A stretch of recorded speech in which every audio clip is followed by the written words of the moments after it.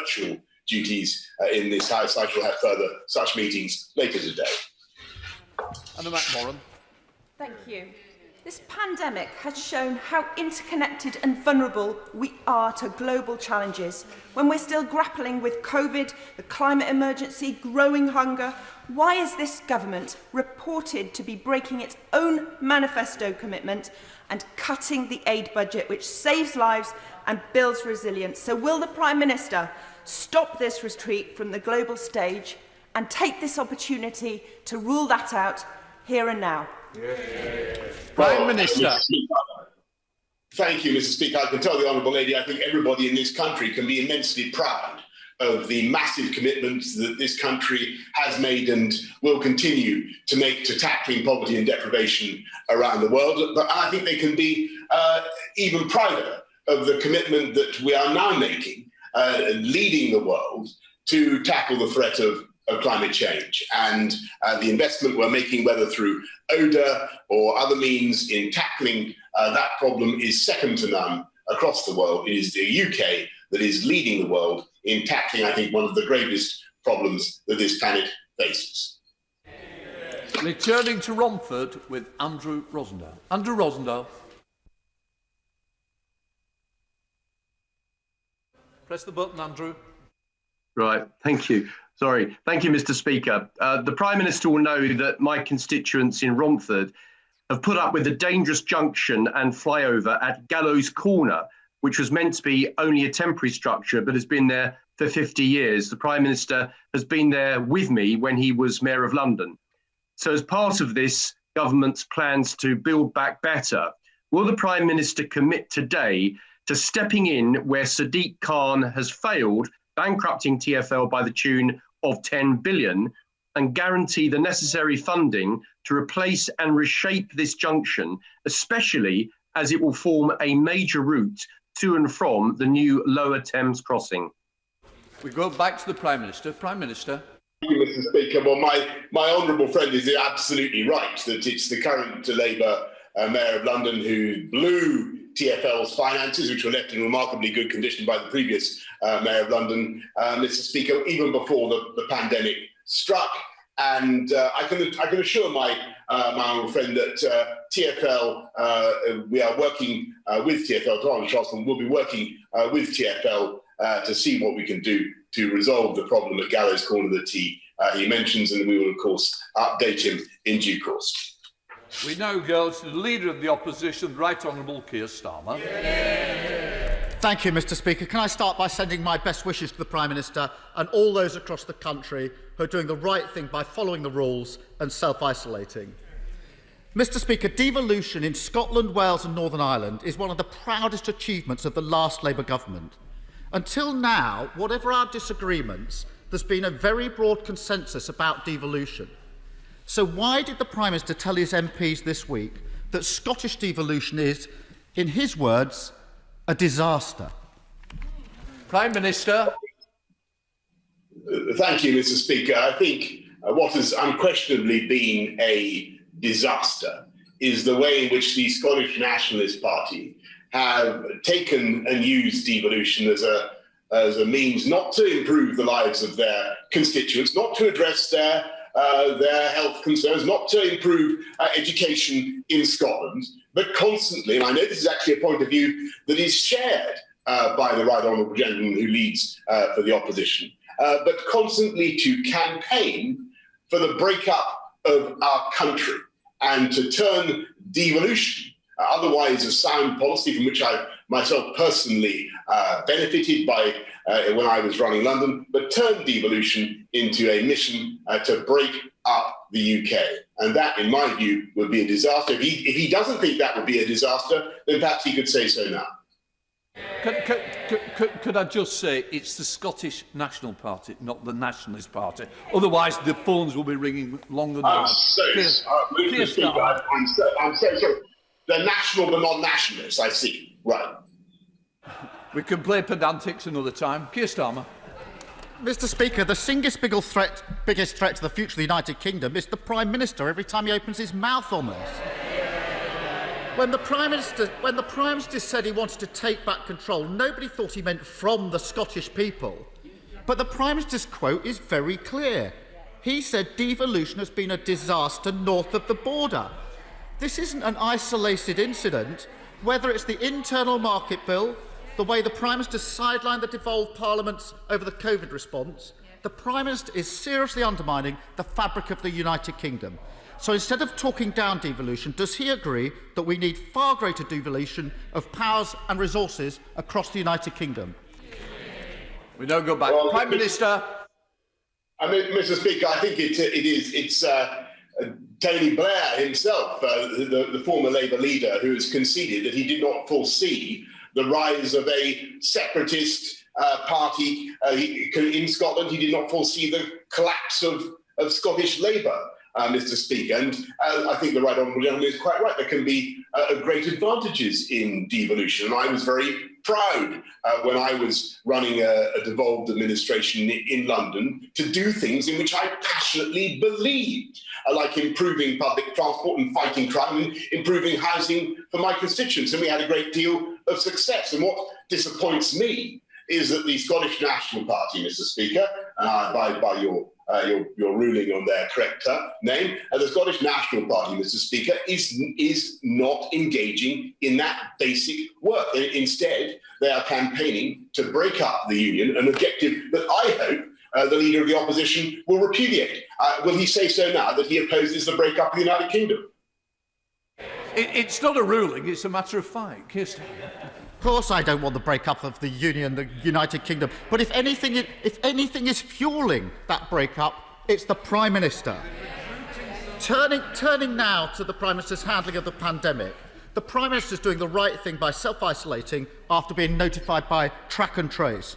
But does he think he would have been able to do so if, like so many other people across the country, all he had to rely on for the next 14 days was either statutory sick pay, which is £95 a week, that's £13 a day, or a one-off payment of £500, which works out at £35 a day? Prime Minister. Well, it's good finally to hear something from the right honourable gentleman in praise of NHS test and trace. I think they've secured at least one of his objectives, to keep me away from answering his questions in person. What I can say to him is that I believe that the package that we have in place to protect people and support people throughout this crisis has been outstanding and exceptional. I think that the UK has put its arms, as I've said many times, around the people of this country, a £200 billion package of support, increasing the living wage by record amounts, uplifting universal credit, many loans and grants to businesses of all kinds, and support for people who are self-isolating, £500 of support in addition to all the other benefits and support that we give. I do think it's a reasonable package, Mr. Speaker. I know it's tough for people who have to self-isolate, and I'm glad that after a long time in which he simply attacked NHS test and trace, he seems now to be coming around and supporting it. Keir Starmer. Mr. Speaker, I'm not going to take lectures on supporting. The lockdown measures were passed the other week with Labour votes. 32 of his own MPs broke a 3-line whip. And I hear that about 50 of them have joined a WhatsApp group to work out how they're going to oppose him next time round. He should be thanking us for our support, not criticising. And as he well knows, so far as the £500 scheme is concerned, only 1 in 8 workers qualifies for that scheme. The Prime Minister always does this, talking about the number of people he's helping, but ignoring the huge numbers falling through the gap. Members here may be able to afford to self-isolate, but that's not the case for many people across the country who send us here. It's estimated that only about 11% of people self-isolate when they're asked to do so. 11%. That isn't because they don't want to, it's because many don't feel that they can afford to. So, for example, if you're a self-employed plumber, a construction worker, a photographer, and you don't qualify for social security benefits, or you run a small business and you can't work from home, you're likely to see a significant cut to your income if you have to self-isolate. This is affecting many families across the country. Does the Prime Minister recognise that if we want to increase the number of people who isolate, we need to make it easier and affordable for people to do so? Going back to the Prime Minister. Yeah, Mr. Speaker, again, I do think that it is extraordinary that he's now coming out in favour of NHS test and trace when he's continuously attacked it. In fact, the numbers that he gives for the success rate of NHS of the self-isolation programme are, according to my information, way too low. But we continue to encourage people to do the right thing. It does break the chain of transmission of the disease. And as for the self-employed groups that he mentions, we've given £13.5 billion so far in support for self-employed people, uplifted universal credit in the way that I have described. And what we want to do is to get the virus under control, get the R down below 1, which is the purpose of these current measures, encourage people to self-isolate in the way that I am, thereby stop the disease from spreading, so that the firms, the professions, the businesses that he talks about can get back to something as close to normality as soon as possible. In the meantime, we are giving them every possible support, Mr. Speaker. Keir Starmer. Mr. Speaker, the Prime Minister must understand there's a huge gap in the system, because if you can't afford to isolate, there's little point in being tested or traced. And whilst the Prime Minister and Chancellor won't pay people enough to isolate properly, we learnt this week that they can find £21 million of taxpayers' money to pay a go-between to deliver lucrative contract to the Department of Health. £21 million. I remind the Prime Minister that a few weeks ago he couldn't find that amount of money for free school meals for kids over half-term. Does the Prime Minister think that £21 million to a middleman was an acceptable use of taxpayers' money? Prime Minister. Mr. Speaker, when this crisis began, we were being urged by the Right Honourable Gentleman to remove the blockages in our procurement process in order to get PPE. And we were facing, as he will remember, a very difficult situation where across the world there were not adequate supplies of PPE. Nobody had enough PPE. We shifted heaven and earth to get 32 billion items of PPE into this country. I'm very proud of what has been achieved. 70% of PPE is now made in this country, or capable of being made in this country, when it was only 1% at the beginning of the pandemic. And it's entirely typical, I may say, of Captain Hindsight, that he now attacks our efforts to procure PPE, says we went too fast, when he now says that says then that we were not going fast enough, and now says that we went too fast. He should make his mind up. Keir Starmer. He talks about hindsight. I say catch up. I called for a circuit breaker. The Prime Minister stood there and said it'd be a disaster. He wasn't going to do it. Then he caught up and did exactly that just a few weeks later. We've now got a longer, harder lockdown as a result of his delay, so I won't take that from him. Last week, the Prime Minister couldn't explain how his government ended up paying £150 million on contracts that didn't deliver a single piece of usable PPE. This week, he's effectively defending the paying of £21 million on a contract with no oversight. This morning, the Independent National Audit Office concluded that the government's approach was, in their words, diminished public transparency. They reported that more than half of all contracts relating to the pandemic, Mr. Speaker, that's totalling £10.5 billion, were handed out without competitive tender, and that suppliers with political connections were 10 times more likely to be awarded contracts. Mr. Speaker, we're 8 months into this crisis, and the government is still making the same mistakes. Can the Prime Minister give a cast-iron assurance that from now on, all government contracts will be subject to proper process with full transparency and accountability? Mr.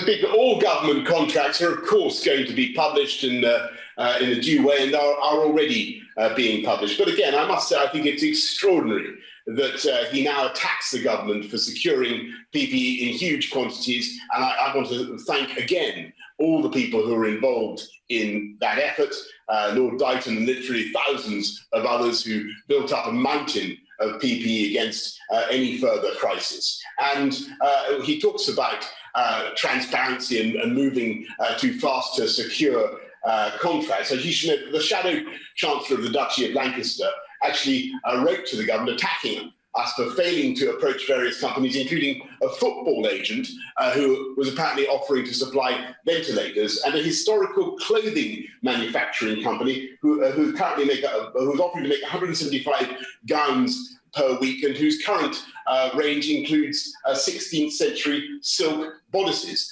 Again, Mr. Speaker, at the time he bashed the government for not moving fast enough. It's absolutely absurd that he's now, capped in hindsight, he's now once again trying to score political points by attacking us for moving too fast. I'm proud of what we did to secure huge quantities of PPE during a pandemic. Any government would do the same.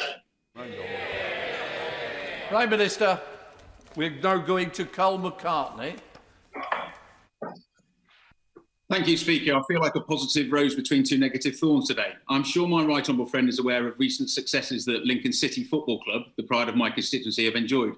Unfortunately, COVID-19 has hit football hard, especially those clubs dependent on cricket sales. Can my right honourable friend urge his Cabinet colleagues to review grant funding for football clubs, maybe outlining how we can return fans to matches at all levels of the game, as I've requested in previous correspondence?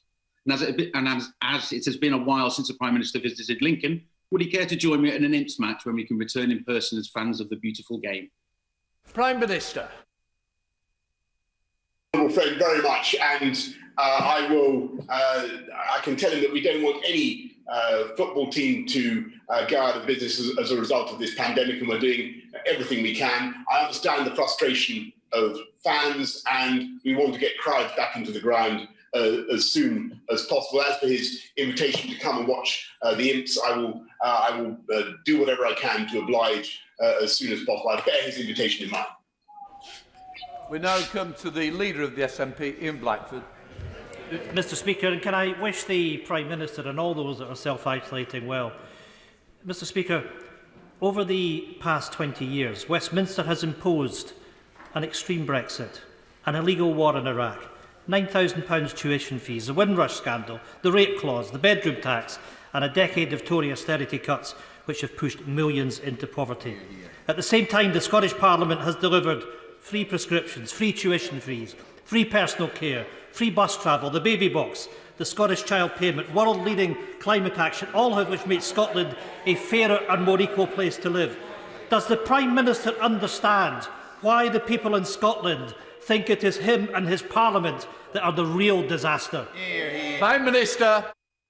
Well, Mr. Speaker, I respectfully refer the right honourable gentleman to the answer I gave to the Leader of the Opposition. I may say that I do think that his policies of wanting to break up the Union are a disaster, and I wish he and his party would focus on the real priorities of the people of Scotland, on education, on health, on tackling crime and housing and the issues that matter to all our people. That's what a devolved government should do. I was very proud to run a devolved administration, and that's what we focused on. We didn't endlessly go on about constitutional change and the breakup of the UK. In Blackford. My goodness, I'm not sure if the Prime Minister was listening, because I just charted some of the achievements of the Scottish Government delivering on behalf of the people of Scotland. Mr. Speaker, no apology and no regrets from this Prime Minister. His attack on devolution wasn't just a slip of a tongue, it was a slip of the Tory mask. The chasm between Westminster and the Scottish people has never been bigger. We know that these were not just flippant remarks when Scotland faces the biggest threat to devolution with the Tory power grab bill. The fact is, Scotland has been completely ignored by Westminster. We now face an extreme Brexit, a power grab, and another round of Tory cuts, all being imposed against our will by a Tory government that we didn't vote for. Exactly. Isn't it the case, Mr. Speaker, that the real disaster facing the people of Scotland is another 20 years of Westminster government? Isn't it clearer than ever that the only way, Mr. Speaker, to protect Scotland's interests, our Parliament and our place in Europe, is for Scotland to become an independent country? Prime Minister. Mr. Speaker, no, I could not disagree with the Honourable Gentleman more. He is totally wrong. And what the UK does as a whole is far, far bigger, better, and more important than what we can do as individual nations and regions. And I think that actually when you look at the way the UK has pulled together during this pandemic, the way the armed services have worked to get testing throughout the whole of the UK, and the way that the furlough scheme has been deployed across the UK, the billions and billions that have been found to help people across the whole of the UK, businesses in Scotland, in Wales, in Northern Ireland, in England. I think that the UK has shown its value and will continue to show its value, Mr. Speaker. And when he talks about wanting to take Scotland back into the European Union, which I think seemed to be what he was saying just now, what he should understand, what the people of Scotland should understand, is that is a massive surrender of power by the people of Scotland straight back to Brussels, just as this country, just as the people of Scotland have taken it back again. And power not just over many aspects of their lives and their regulations, but of course power to control Scottish fisheries as well. And all that would be lost under his programme, and I may say I do not believe it will commend itself to the Scottish people. It was a programme that was decisively rejected in 2014. I believe that it is something that they would almost certainly reject again, Mr. Speaker. But as he said before, or as certainly as his party said before, Sir Graham Brady. Thank you, Mr. Speaker. Tens of thousands of jobs have already been lost in aviation, and hundreds of thousands more hang in the balance. Will my right honourable friend throw the industry a lifeline by making sure that the government task force reports in time for a testing regime to replace the current quarantine arrangements as we come out of this lockdown on the 3rd of December? Prime Minister. Well, Mr. Speaker, we're certainly working very fast to see if we can replace the current quarantine arrangements for every category of self-isolation. Whether it will come fast enough for me, I don't know, but I'll keep my right honourable friend informed of developments. We certainly want to help the airline industry. Sir Geoffrey Donaldson. Thank you, Mr. Speaker. The people of Northern Ireland today will see again the benefits of the Union, with £165 million invested in rural broadband across Northern Ireland, the result of our agreement with the government during the last Parliament. Mr. Speaker, following on from the current population testing initiative in Liverpool, would the Prime Minister agree that Northern Ireland's 1.8 million population, spread across 11 local government districts, would prove ideal for the next phase of the government's ongoing programme of work on large-scale COVID testing? Minister. Well, I thank him for his excellent proposal, and he's right that mass testing of that kind is a very powerful weapon in the fight against COVID, and we'll certainly be talking to the Northern Ireland Executive about how to proceed. Gareth Bacon. Mr. Speaker, I've been contacted by many constituents who are owners of leasehold flats in buildings under 18 metres in height, which are covered in cladding, and the freeholder has not replaced that cladding or produced an EWS1 form. Some of these residents are desperate to move but can't because their flats are effectively valueless without the form. Can the Prime Minister update the House on what progress is being made by the Royal Institution of Chartered Surveyors and the National Fire Chiefs Council to develop the urgently needed risk prioritisation matrix so that my constituents can move on with their lives? Prime Minister.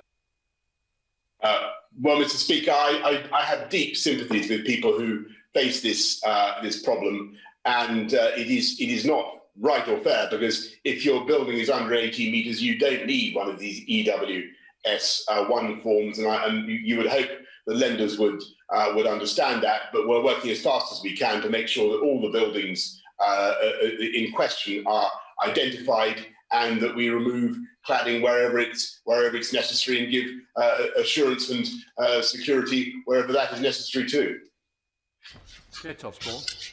Thank you, Mr. Speaker. Government plans to scrap the Union Learning Fund means that thousands of workers, around 200,000 a year, many of them low paid, will miss out on training opportunities. With unemployment levels rising, will the Prime Minister today act on his commitment to offer a lifetime skills guarantee to help people train and retrain at any stage in their lives? and reverse this decision to ensure working people can access education, training and skills for the future? Prime Minister. Well, Mr. Speaker, that's exactly what we announced only a few weeks ago with the Lifetime Skills Guarantee. And the purpose of the Lifetime Skills Guarantee is to make sure that if you're over 23, you're currently not eligible for support from the government in getting a new skill or a new qualification, we will now pay you for that skill. We'll support you. We want people, particularly in the context of this pandemic, we want to help train and retrain people throughout their lives so that they can adjust to our changing economy. She's making a very good point. David. Thank you, Mr. Speaker. In order to truly level up constituencies like mine in Lincolnshire, we will need to mobilise billions of private capital to help us pay for new infrastructure investment. Will the Prime Minister consider launching a new financial institution, such as a National Development Bank, to help achieve this? Well, I'm grateful to my honourable friend for what he's doing to campaign for Grantham and Stanford for Lincolnshire, and I can tell him that we're putting another 155 million into Greater Lincolnshire through the growth deals, another 25 million through the Getting Building Fund, and we will be bringing forward further measures. And I take his point on board very sincerely. We'll bring forward further measures to boost investment in UK infrastructure in due course. We're going up to Ealing North with James Murray. James Murray. Mr. Speaker, in March, the Government Chief Scientific Officer said that keeping COVID deaths below 20,000 would be a good outcome, but still an enormous number of deaths. We've now passed 50,000 deaths and suffered the deepest recession of any G7 country, with GDP dropping by 10% in the last year. Why does the Prime Minister think the UK has had the deepest recession in the G7 and the highest number of COVID deaths in Europe? Minister.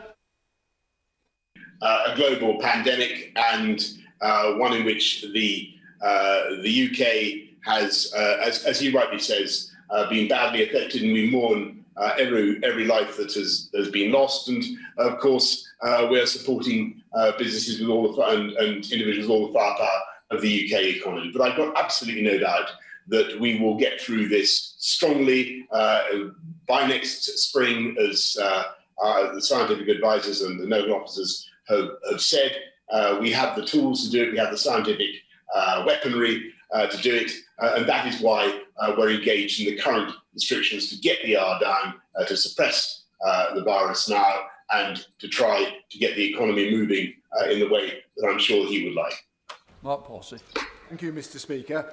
Most of our fabulous independent retailers in Rugby are currently closed due to COVID restrictions, and while they appreciate the very welcome financial support provided by the government, they're concerned that supermarkets and multiple retailers continue to sell the same products as them, homeware and clothing. This has enabled them to generate substantial profits, whilst at the same time they've had a holiday on the payment of business rates. I wonder whether the Prime Minister would agree with me that there should be fairness between retailers, and with the government spending £200 billion to support businesses and people in these very tough times, it would be a welcome gesture from multiples who continue to trade to volunteer to pay their business rate.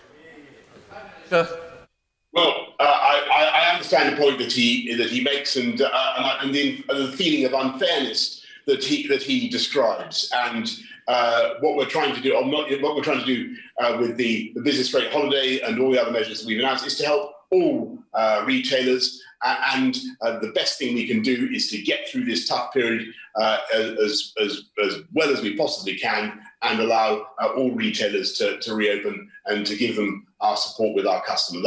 That's what we're aiming for. We're now going up to Scotland with an audio-only Margaret Farrier.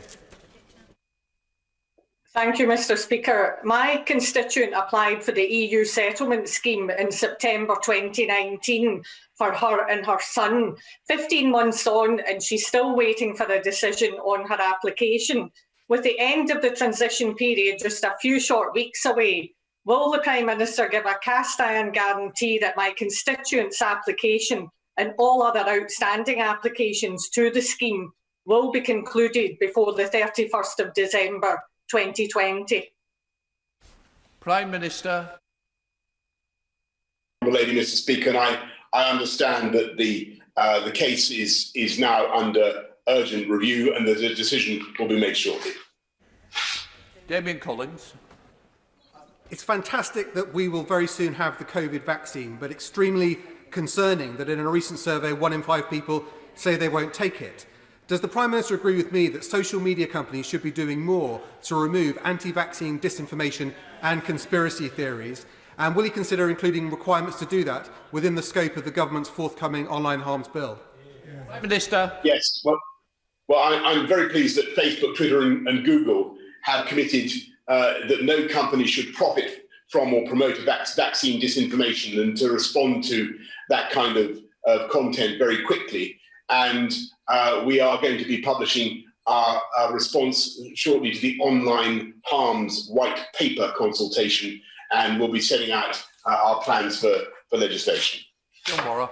Thank you, Mr. Speaker. Child poverty is evil. I know, I grew up with it. The North East Child Poverty Commission reports that our region suffered the country's biggest increase in child poverty between 2015 and 2019, when half of children in Newcastle Central were growing up poor, and that's before COVID.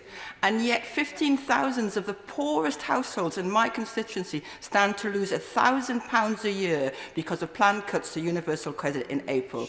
So instead of damaging last-minute U-turns, will the Prime Minister now commit to maintaining universal credit at least the current rate? Prime Minister. Mr. Speaker, she's right in what she says about the impact of child poverty, and that's why this government has worked so hard to combat child poverty, and that's why we did indeed uprate universal credit as was right for the exceptional circumstances that were in, over £1,000 per household, and we will continue to support people throughout this country. But the most important thing we can do is to ensure that we get people into work and to support families to get the jobs that they need. And it's the record of this country in creating jobs, and new jobs in particular, that has meant actually that 400,000 children have been lifted out of poverty in the last 10 years. And that is something, that is progress. It's not enough, but it's progress. Sir Christopher Cho. Mr. Speaker, more than 1 million fellow citizens have recovered after testing positive for COVID-19. On the 2nd of November, the British Medical Journal reported that all those people will have protection from their T cells, which will ensure that they cannot be reinfected for at least 6 months. In the light of that, will my right honourable friend follow the example of Sweden and exempt from all the COVID regulations those people who have tested positive within the last 6 months, and thereby show that he is following the science and also common sense? Prime Minister. Well, I thank my right honourable friend for going through his very well-meant suggestion, and very kind. But there's evidence both ways on that, and I think that what everybody would expect is that everybody who does get pinged, everybody who does get contacted by NHS Test and Trace should follow the rules. Head to Bedford with Mohammed Yassin. Thank you very much, Mr. Speaker. 6 out of 10 people who have died by COVID-19 are disabled. Yet during this pandemic, disabled people have seen their care cut back, struggle to isolate without sufficient support, and been excluded from the government's shambolic communications. As we start Disability History Month, will the Prime Minister tell the House why disabled people have been so let down by his government? Mr.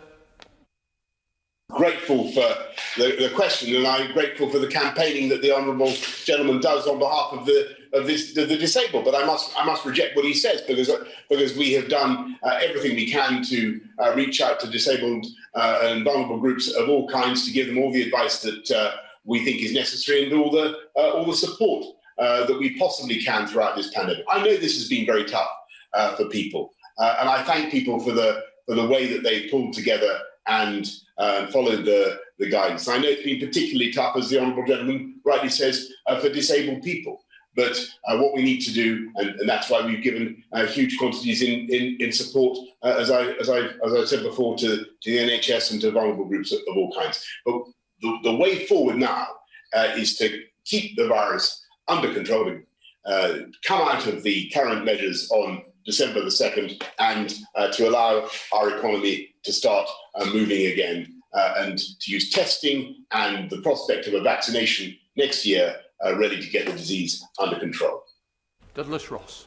Thank you very much, Mr Speaker. The Prime Minister is aware of the success we've seen across Scotland through city and region growth deals, and Moray is set to benefit from both the Scottish and the UK Government working together on our local deal. However, would my right honourable friend agree that the benefit to Moray could be even greater if the UK Government's contribution was spread over a shorter period than the current 15 years, say 10 or less? And would he agree with me that that would be something that would be very worthwhile, very beneficial, and would be welcomed by everyone involved in the Moray growth deal? Prime Minister. Well, I thank my honourable friend for this campaign. He's raised this idea with me before, and what I can say is while we'll certainly look at what he says, I'm very glad that we've signed the heads of terms on a Moray growth deal, delivering over £30 million of investment, and I thank him for the lobbying that he's been doing. Let's head up to Liverpool with Ian Byrne. Ian Byrne. Thank you, Mr Speaker. Professor Ian Sinner from Alderey Children's Hospital in Liverpool, West Derby, recently stated that the environment a child develops in, even before being born, can affect its DNA detrimentally by 10%. This government is responsible for creating an environment which is pushing millions of families into food poverty, which will be shaping this terrifying outcome. I asked the Prime Minister for the second time, will he work with me and other groups to put the right to food into law to address this? Prime Minister. Mr Speaker, the Honourable Gentleman is right to raise the issue of food poverty and of poverty generally. That's why, in answer to the previous question from the Honourable Lady from Newcastle, I made the point that we have actually been successful through championing work, championing employment, in getting families out of poverty, large numbers of families out of poverty. And that is what we are going to do. And as he knows, we're putting another £170 million into supporting local councils throughout the winter, so that no child goes hungry this Christmas or over the winter season through any inattention from this government. But I'm grateful to him for raising the issue with me. John Lamont. Thank you, Mr Speaker. As the Prime Minister will know, the Scottish cashmere and whisky industries are being hammered by the tariffs being imposed by the United States as a result of the trade dispute with the European Union. Now, these tariffs are now doing serious harm to these iconic Scottish products, costing us jobs in the Scottish borders. So can the Prime Minister reassure me the Government is doing everything it possibly can to find a resolution to this dispute? Well, my honourable friend is entirely right to raise that issue. It continues to be a cause of grave concern, and I raise it repeatedly with our American friends, and I'm working with my honourable friend, the Secretary of State for International Trade, to reach a negotiated solution as fast as we possibly can. Thank you, Mr Speaker. A recent study of 18 million people in The Lancet shows that black, Asian and minority ethnic people are twice as likely as white people to catch coronavirus and more likely to go into intensive care. Lead researchers have suggested that structural inequalities and not genetics are the key differential. So how will the Prime Minister redress structural inequalities as the vaccine is rolled out? Minister? Well, the Honourable Gentleman raises a very important point, and we are thinking about this issue in government right now. As he knows, in response to the early data that we saw on about the impact on black and minority ethnic groups, we have brought forward enhanced testing procedures for particularly vulnerable groups, those who are exposed to a heavy viral load, perhaps in the course of their work. And there are other factors, as he knows, that play in the prevalence of the disease amongst black and minority ethnic groups. I'm sure that the point he makes will be among the considerations that the Joint Committee on Vaccination and Immunisation takes into account in the course of their deciding how to roll out the vaccine and where it should go first, because he's making an important point. What I'd like to is just put a big thank you on record to the broadcasting team for making today happen. Yeah. In order to allow the safe exit of honourable members participating in this item of business and the safe arrival of those participating in the next, and suspending the House for 3 minutes, order.